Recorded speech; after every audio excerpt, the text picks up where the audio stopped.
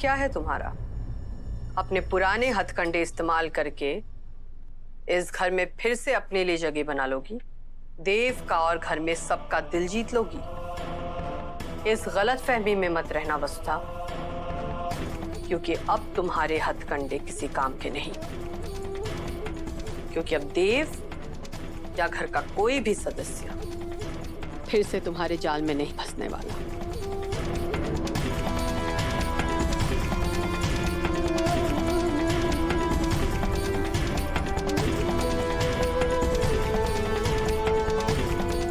हमारे को कोई जाल बिछाने की जरूरत ना है देवी को।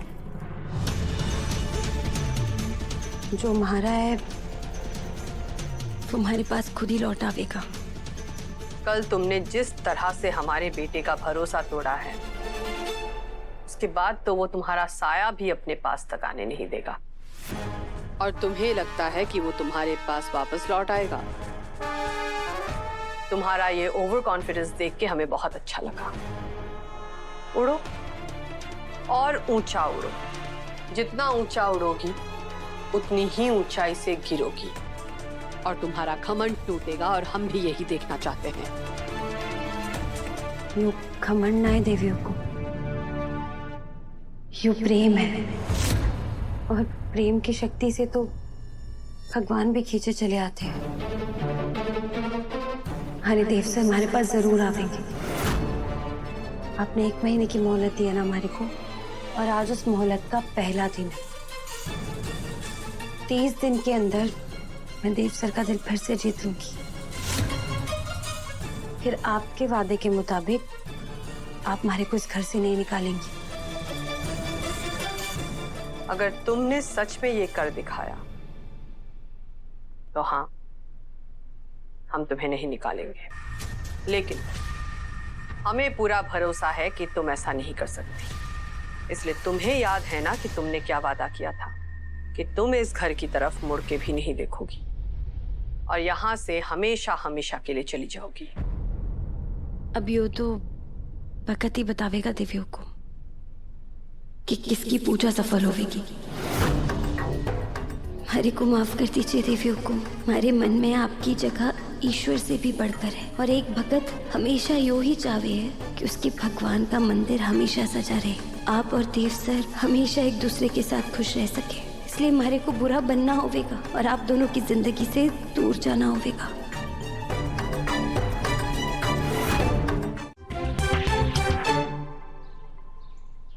सत्वा के नए ब्यूटी प्रोडक्ट की प्रेजेंटेशन में अब मासा के साथ दादा को भी इन्वॉल्व करना है। आज ही उनका इनपुट ले लेता हूँ।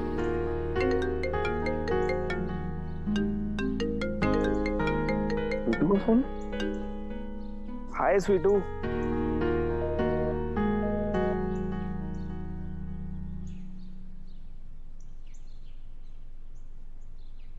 हाँ हेलो।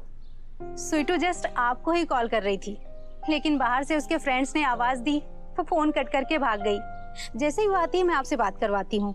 जी बहुत प्यारी है स्वीटू। उससे बात करके ना दिन बन जाता है। बड़ी से बड़ी मुश्किल आसान लगने लगती है। एक्चुअली दिल का रिश्ता बन गया हम दोनों का। थोड़ी देर बात ना होना तो उसको मिस करने लगता हूँ। और ऐसे बहुत कम लोग होते हैं। एक्चुअली लाखों में कोई एक इंसान होता है जिससे आप बात ना करो, जैसे आप मिलो ना कुछ टाइम तक, तो आपका ना मन बेचैन हो जाता है। और स्वीटू वो एक इंसान है शायद मेरे लिए।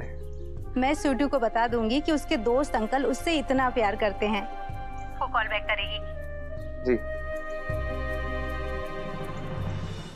आलू की सब्जी और गरम गरम पूरी देव सर ने कब से खाने का मन था। आज उन्हें यही टिफिन में डालकर भेजूंगी। ये आप क्या कर रही हैं? आपको पता है ना कि भाईसा का सारा काम मासा संभाल रही हैं, और उन्हें आपका ये सब करना अच्छा नहीं लगेगा। अब किसी ने अच्छा ना लगे तो मैं अपने पति का काम करना छोड़ दूं के?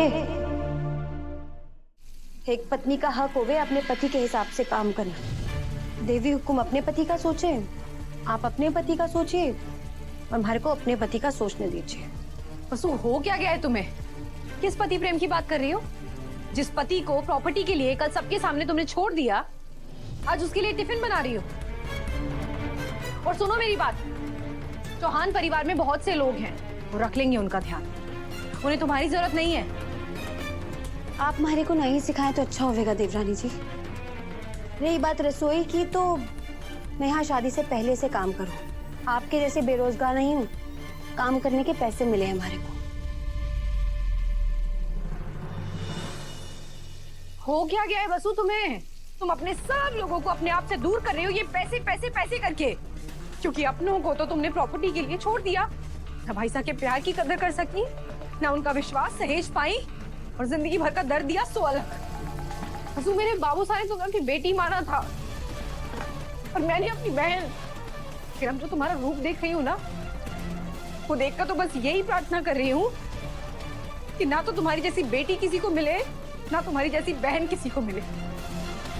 पता नहीं हनुमान का कोई सब सुनेंगे तो उनपे क्या बीतेगी।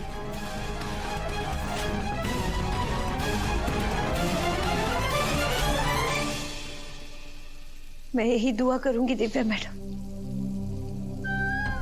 कि हर लड़की ने आप जैसी बहन मिले, देव सर जैसे पति मिले, इस घर जैसा सासरा मिले। हमारी तो किस्मत ही खराब है। सबके मन से, नजर से उतरना है ताकि हमारे मरने के वक्त कोई रोए ना, किसी की आंखों से एक आंसू ना निकले। मैं ये सब कर रही हूँ, मजबूर हूँ मैं। माफ कर दीजिए हमारे को।